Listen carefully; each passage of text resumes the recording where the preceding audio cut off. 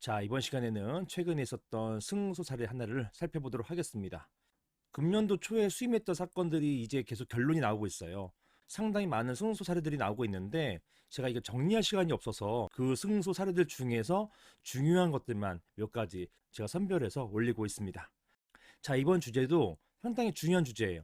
사안의 쟁점은 상가 건물과 별도에 세워져 있는 주차장 이런 것들 말하는 거거든요. 이런 주차장을 철거해달라 이런 소송이 인정됐어요. 인정돼서 결국은 적지 않은 돈을 들여서 철거하게 된 그런 사안입니다. 그런 사안을 제가 질문을 한번 바꿔봤습니다. 한번 보시겠습니다. 안녕하세요 변호사님. 저희는 경기도 수원에 있는 어떤 상가의 구분 소유자들입니다. 저희가 상가 건물을 분양받을 당시에 상가 건물에 붙어있는 철골 구조물로 된 주차장이 있었습니다. 바로 이 주차장 말하는 것이에요. 당연히 이 주차장을 보고서 분양받은 것이죠. 그런데 분양자는 이 주차장의 소유권이 자기에게 있다고 하면서 이후 수년간 별도 주차비를 받고 있습니다. 제 건물, 즉 내 건물에 들어가면서 주차비를 별도로 내야 한다는 게 너무 황당한데요. 이 경우 어떻게 해야 하는가요? 앞으로도 계속 주차비를 내야 되는 것인가요? 이런 것에 대한 질문이었고, 이 질문을 바탕으로 소송이 제기됐습니다. 이게 1심에서는 이 소유지에 계신 분들이 졌어요. 그래서 제가 2심부터 맡아가지고 이번에 승소했던 사례입니다. 한번 사건의 배경을 보시겠어요? 보시는 것처럼 이번 사건 이전에 일부 소유자들이 먼저 주차장 소유권을 주장하는 소송을 제기했었습니다. 아까 보시면은 이후 수년간 별도 주최받고 있다고 했잖아요. 이 수년 동안에 뭐 했느냐 당신들은 이렇게 생각하실 수도 있지만 일부 소유자분들께서 이미 소송을 제기하고 계셨어요. 이게 대법원까지 가서 졌습니다.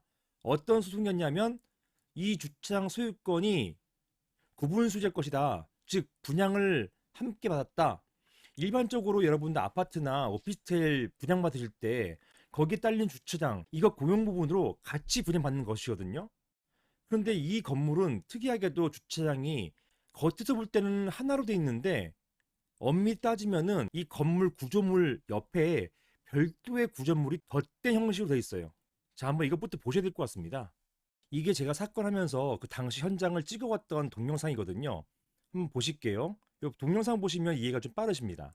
보시면 여기가 그 대상 건물이에요. 요 상가가 쭉 있죠. 쭉 있고 여기가 주차장 입구입니다. 이 주차장 입구고 보면은 마치 건물하고 이 주차장이 같이 붙어 있는 것처럼 보여 있어요. 자, 한번 보실게요.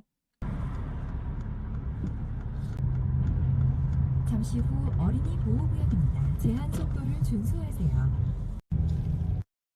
이게 입구였습니다. 입구에서 보니까 보세요. 아까 옆에 상가가 있는데 이 입구 보니까 이렇게 철골로 이렇게 가건물처럼 만들어 놨더라는 것입니다. 보니까 위에 요 건물들이 요게 건물과 건물 사이에 이렇게 철골로 별도로 만들어 놨어요. 여기 바로 대상 주차장이에요.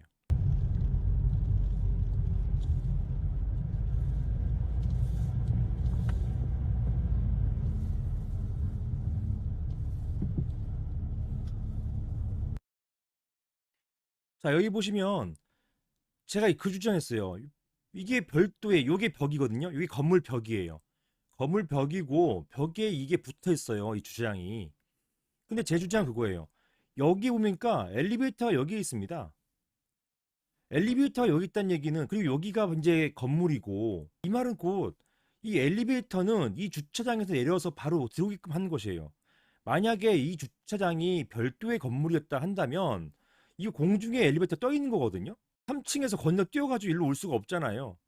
이거는 곧 하나의 건물이 아니냐 이런 제가 주장을 했었는데 이것은 일단 받아들이지 않았어요. 이게 또 1심이 주장이었고 종전 대법원까지 확정된 판결에서의 주장이었어요. 근데 그것은 역시나 인정하지는 않았습니다.